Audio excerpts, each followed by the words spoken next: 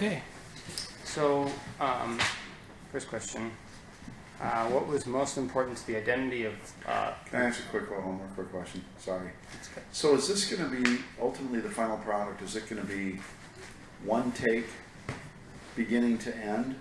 Or, I mean, or are you, whatever your final product is, are you going to edit it and have different parts of this talk combined with other things? Segments of this talk blended into a final product?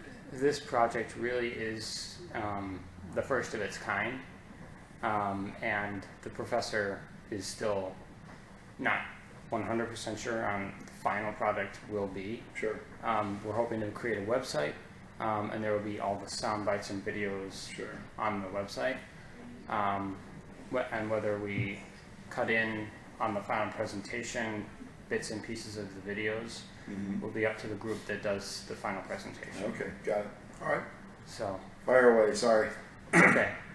What was the most important thing to identity of Loras College, of the Loras College student during your years? Most important part of the identity of Loras students during my years. Wow. Well, you know, when I think about Loras back in the 80s and 90s, it was a red-blooded, traditional, good, normal bunch of folks. Definitely a mainstream group of people. It was kind of a solid academic institution with people that like to party and have fun, done the right way. You know, certainly everybody was different. Some people drank, some people didn't drink, some people were bookworms, other people didn't study as much as they should have. You know, you're always going to have that. But I think the texture of the student body back then was one of a solid academic environment where kids came and had fun and really enjoyed the campus. Yeah, that sounds amazing. So were you guys Duhawks in the 80s and 90s? Was that a term? Oh yeah. Okay. Yeah, Duhawks back in the 80s and 90s. Right down with Dewey the Duhawk as the mascot back then, yeah. So, okay. So what were the defining programs, characteristics here on campus, and ideas when you were attending? Defining campus programs and ideas. What programs really defined campus? Were there any specific, I mean, I know now it's Dance Marathon does a lot, and the CAB does a lot. Well, we had Spring Dionysia, which was like a big celebration. I think, boy, I'm going to be stretched here. Dionysus or something was like the Greek god of wine or whatever the heck. So we had a spring party every year. Homecoming was always a huge social gathering. So those things were big. So there was a lot of social stuff going on campus. You know, back then the Greek environment was larger than it is today. There were 300 fraternity and sorority members back in the 80s on campus. So that created a huge pocket of social stuff going on campus through the Greek organizations back then too. So it was a student population then? About the same as it is today, you know, in that 15, 16, 1700 range. Realized that back then, Iowa's drinking age was 19 instead of 21. So that made a big difference from a standpoint of the texture of the campus. So when you know, that was when Iowa changed their drinking age from 19 to 21, that had an impact, of course, eventually on the campus culture too. And Wisconsin was 18, so people here could cross the border and anybody could get a drink in Wisconsin. And not that people at Loras were alcohol happy, but it certainly creates an environment where you know, it's easier to go out and socialize if that drinking age is lower. You know that it changed in 1986 when you were a sophomore, I believe. Yeah, that sounds about right. Yep. So what was your take? How did it most affect you? Did it really affect you? I was grandfathered in, thank God. No, I mean, you know, there was. It's not as if on college campuses young people can't get a drink somewhere as it is, but that definitely over time had an impact on the campus community as, you know, the drinking age worked its way up to 21. I don't want to focus on alcoholism, you know, at Duhawk U in the 80s, but there are some social realities there. That was also an era that was really pre-MADD, M-A-D-D, Mothers Against Drunk Driving. It was pre-alcohol awareness, and there was just a lot more alcohol consumption. And I don't think that's just my anecdotal memory. I think there's data to back this up nationwide, that there was just a greater tolerance and acceptance for drunkenness nationwide back then that doesn't exist today. Today, if you hop in a car and go driving off somewhere when you're loaded, your buddies would say, hey, what are you doing? Back then, it was common practice. I mean, people came from towns where the sheriff would help you get home if you'd had too much to drink. It was a different culture. So that's definitely changed. That's a huge change from today versus back then. Also realize too, the 70s were a difficult decade economically. The 80s, now Dubuque had a real bad 80s, but Loras, having a lot of college kids from Chicago, the Chicago economy was booming. And so particularly the investment world was booming. So people who had family members on the Board of Trade, any of the Chicago exchanges, you know, the economy was cranking everywhere but Dubuque, it seemed. So there was money, and it was kind of a, you know, if you ever watch any documentaries on the 80s, you see a lot of Flash, a lot of Miami Vice, you know, kind of stuff, where there's just people spending money because the economy finally had bounced back and people were ready to spend some money. Mm-hmm. So aside from drinking, what was one of the major controversial issues during your time here on campus? Yeah, somewhere in there, I can't remember the exact year, but it was proposed that Loras and Clark may merge. Mm. And that was a huge, huge controversy. I don't know if that's the word, but it was a huge campus dialogue. And of course, Loras students loved Loras being Loras, and I'm sure Clark students loved Clark being Clark. Mm-hmm. And there were student roundtables and discussions about that. And so that was a big thing going on at some point. Somewhere in there too, there was a kind of a witch hunt to go after the fraternities and sororities. Some of it founded, some of it not founded, but they made a lot of changes to the Greek world, and for a long time they had a rule that they got rid of all the local fraternities and sororities, which, you know, they certainly didn't have the governance that national fraternities and sororities had, but they were deeply rooted at Loras College. And you had hundreds of undergrads who were members of these local fraternities and sororities, and they got rid of them. And then they also made a rule that you had to be a sophomore, I think, to even join a fraternity or a sorority. That ultimately caused the Greek community to dwindle, and of course today there's a little bit of a comeback. But so that was another big thing that went on in the 90s that impacted the campus texture and tone. I mean, let's face it, you cannot have a viable academic institution if there are students that are behaving in a way that is contradictory to the mission of the college.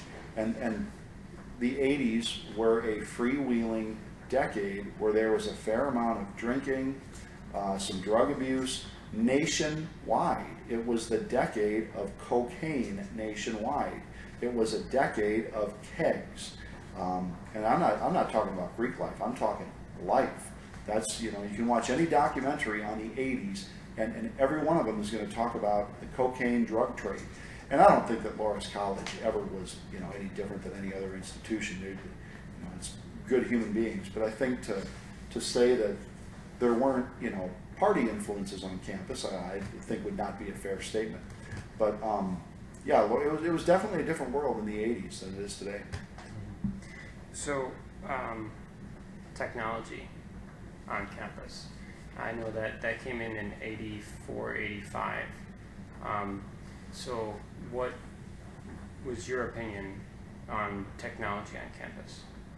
Well, it was emerging, and so I personally didn't really embrace technology like I should have until I was into my professional career. Mm-hmm. So, but clearly there was a difference on campus. You'd see course offerings for, you know, DOS programming Lotus notes and all this stuff that I don't even know what the heck it even means. So, and we had a computer, I think we had a computer lab that was created at some point in there. I know that there were Macintoshes floating around in some of the different student offices that were revolutionary at that point. Yeah. Remember, and there was a Macintosh computer in the student government office, and that was like in 1990 or 91, and I remember that because my girlfriend at the time was the first, I think she was the first woman student body president in Loras' history in 1990 or 91 in there, yeah. So I know you talked also about Greek life, but what was the Greek life like, the shift from the 80s to 90s? How did that impact you? Well, I graduated in '89, but I was still one of the advisors for the SIGEP chapter here on campus. You know, fraternity changed, in general, fraternity changed a lot in the 80s and 90s. The 80s were the end of the ability of fraternities to legally buy keg beer nationwide. There was for national fraternities, there was a collective insurance program, liability insurance program that they all bought into, they all purchased into, and so it prohibited fraternity money being spent on alcohol. So that changed the fraternity world that way.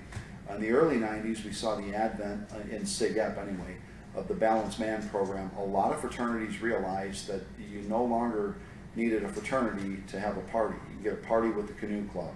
And so fraternities definitely upped their game in the 90s. The 80s saw big numbers in fraternities nationwide, and the 90s saw a little bit of a decline in that, and the response was to improve the member development programs in fraternities and sororities for that matter. So what historical, I mean, there were a lot of, like, the Gulf War, Clinton, all that, but how did that impact Loras campus? How did the political how did the political culture of the time affect Loras campus? Political culture, huh? Current events or political culture? Well, current events.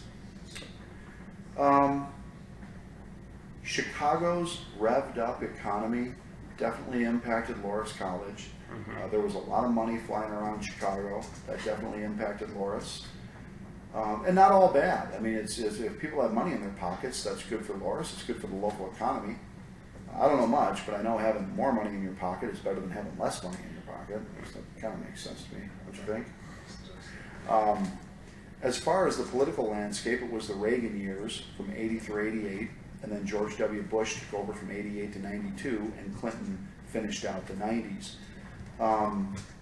You know, I don't know that radically impacted Loras College. Maybe some other people would be able to point out some specifics about how that may have impacted. Politicians back then got along a little better than they do today. It's not quite so cantankerous and cranky between the parties. So the Reagan era was the Reagan era, the Clinton era was the Clinton era. Definitely the Gulf War was something we took note of.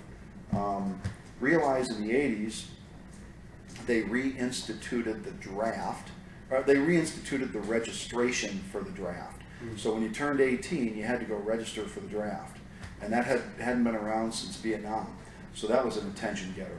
Also in the early 80s, this was probably a huge, I don't know specifically other than anecdotally, I don't know data or facts, but I do know that the whole world was talking about AIDS.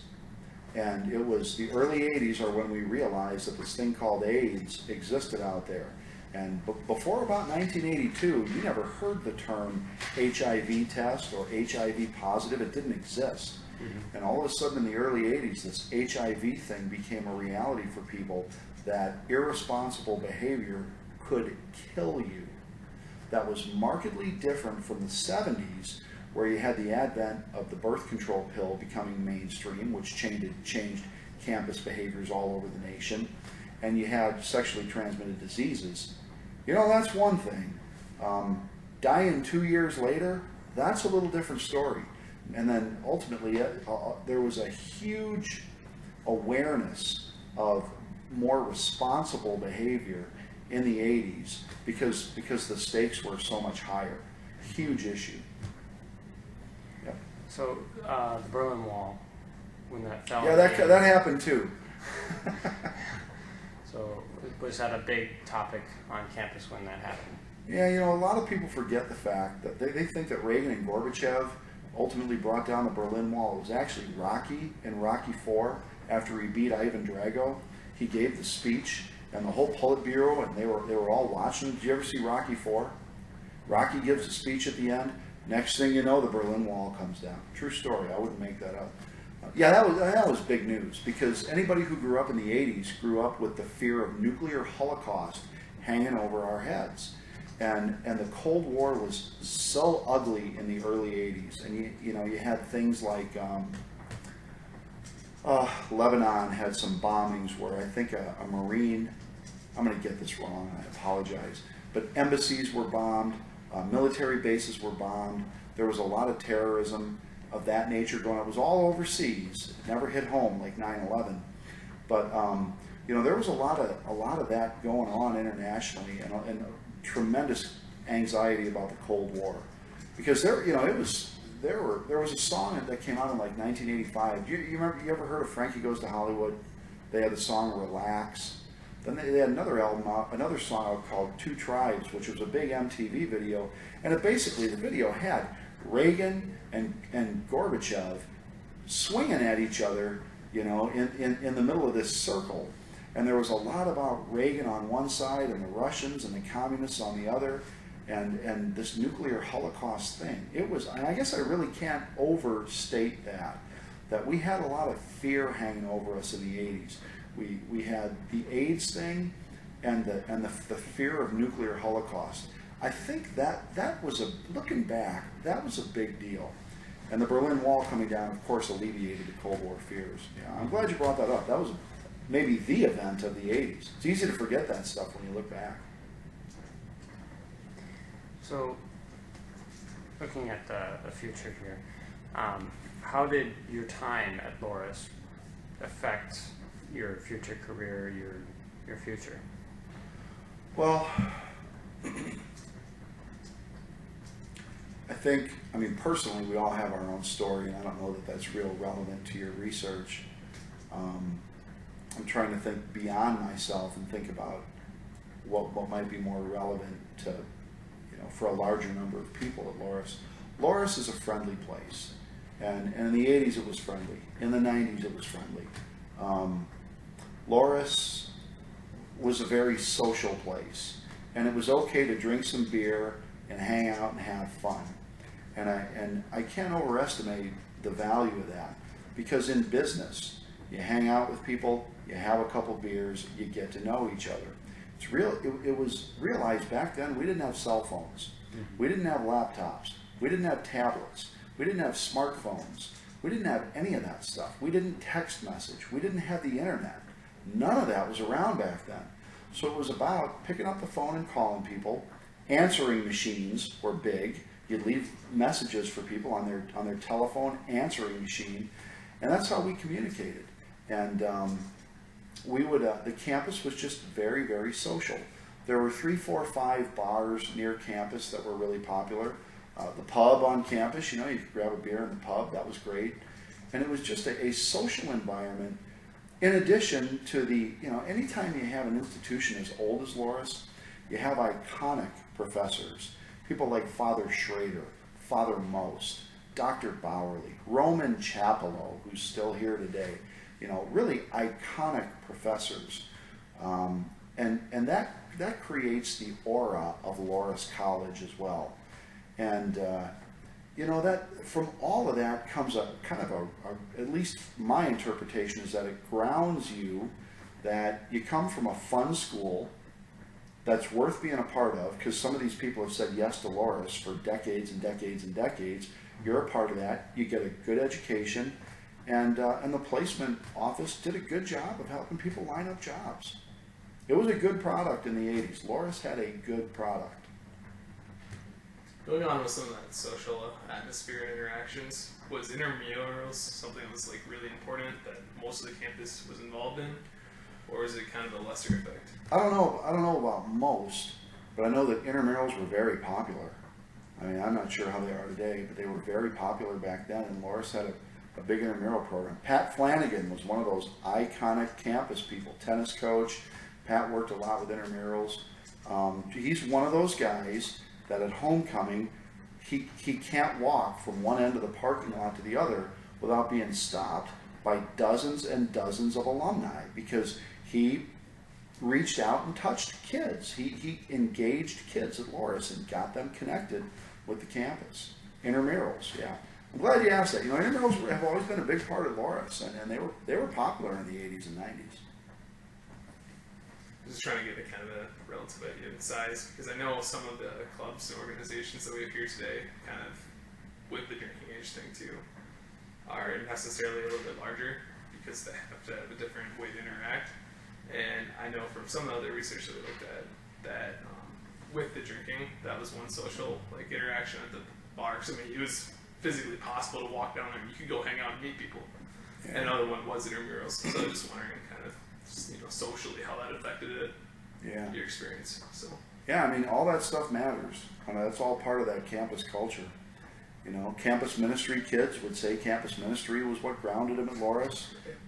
Fraternity guys, sorority gals would say that's what it was. The athletes would say that that was their thing. But all those things were effective. You know, it created a collective conscience on the campus that I just think was superior to maybe what you would find at the other campuses in Dubuque. Loras had solid academic standards, and it was mainstream social. So, you know, this is the 80s, and I think it was, well, you guys might know better than me, 73, 74 was the last year that it was all men on campus. I think it was 71. Okay, so it wasn't that far removed from when Loras was an all-men's campus, and Clark wasn't that far removed from when it was an all-women's campus. So, you know, those are big changes that had occurred not too far in the past as a part of the Loras culture. Is that something that I guess you saw as an interesting experience or affected how you would go out with, I guess, friends from Clark or from Loras, where they often had Clark people present? Or is it more that, you know, you basically hung out with other people from Loras? Well, there were certain bars in Dubuque. The bar scene in Dubuque was bigger back then. Okay. There were some places that were really more like full-scale nightclubs.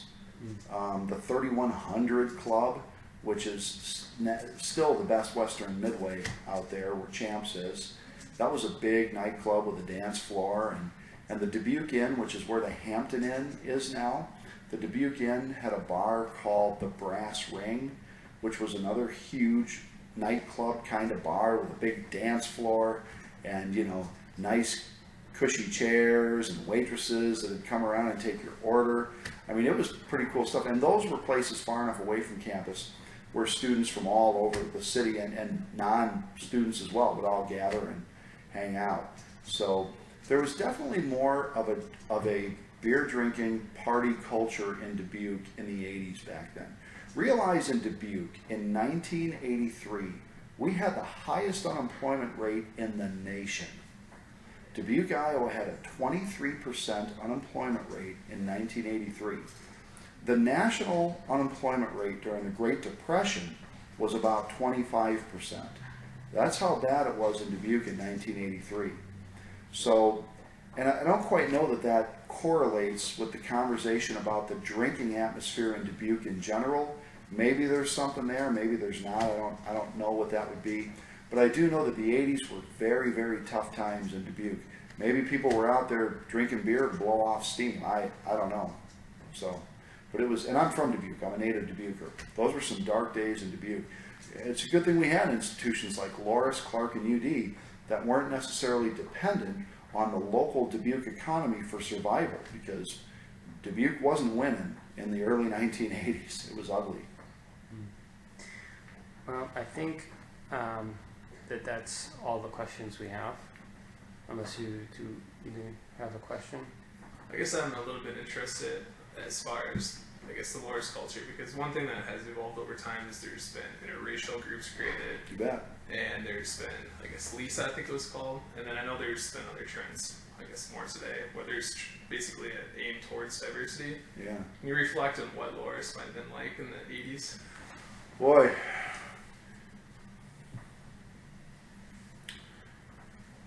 Phi Beta Sigma had a great black fraternity back in the 80s. If you ever see, you see a lot of football players in interviews in the NFL, and I'm a hardcore fraternity guy. I'm a hardcore Sig Ep.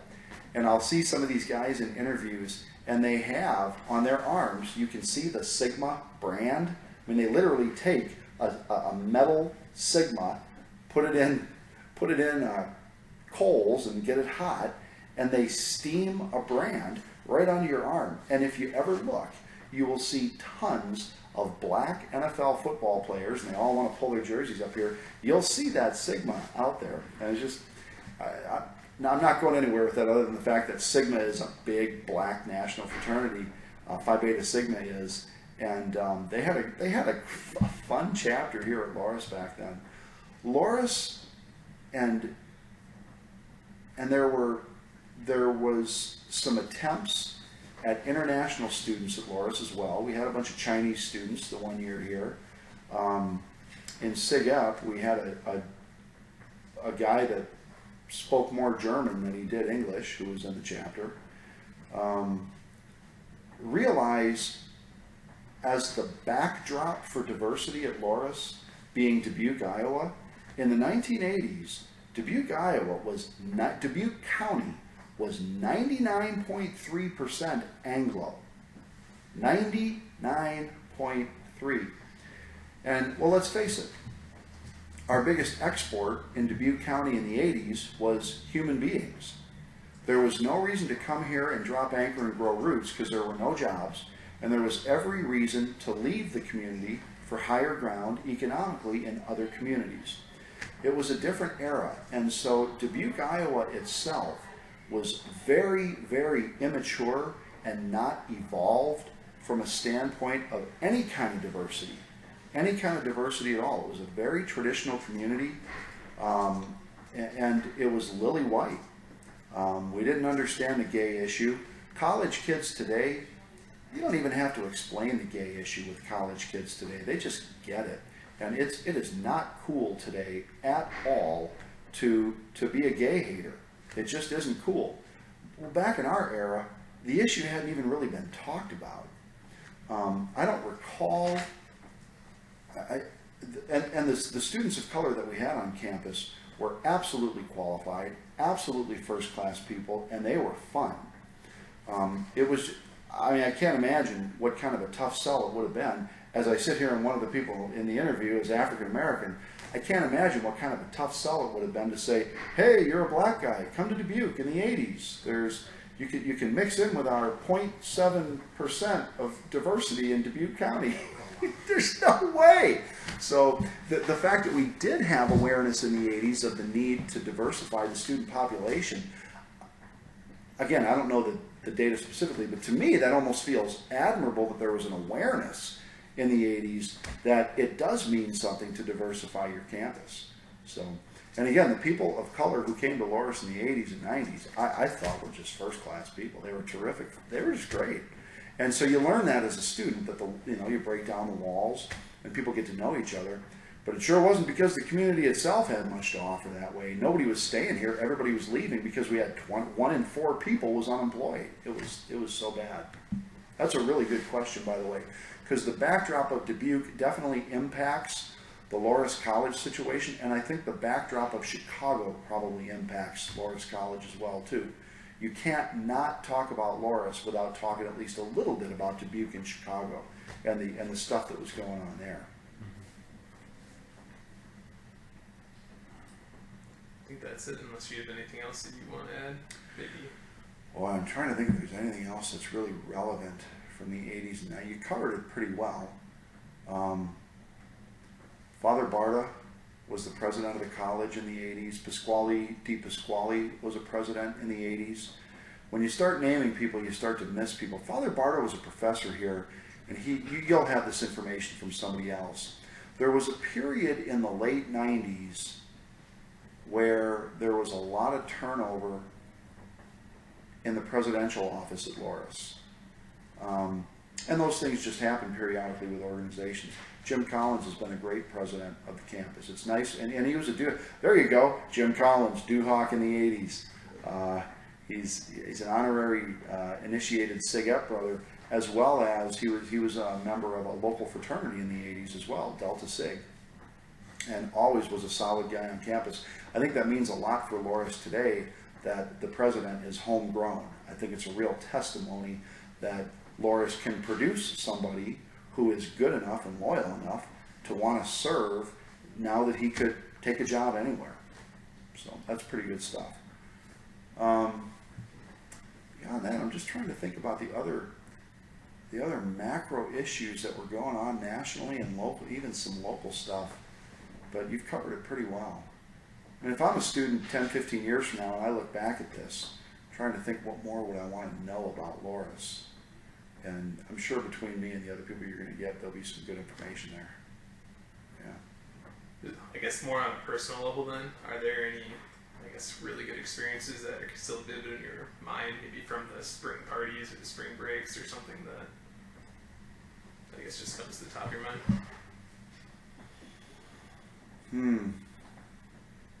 Something happens when you're out in a bar, or when you're at a homecoming event, or you're hanging out in somebody's dorm room, and whether you're drinking beer or not drinking beer, when you're just hanging out with people and the walls come down and you just get to know each other.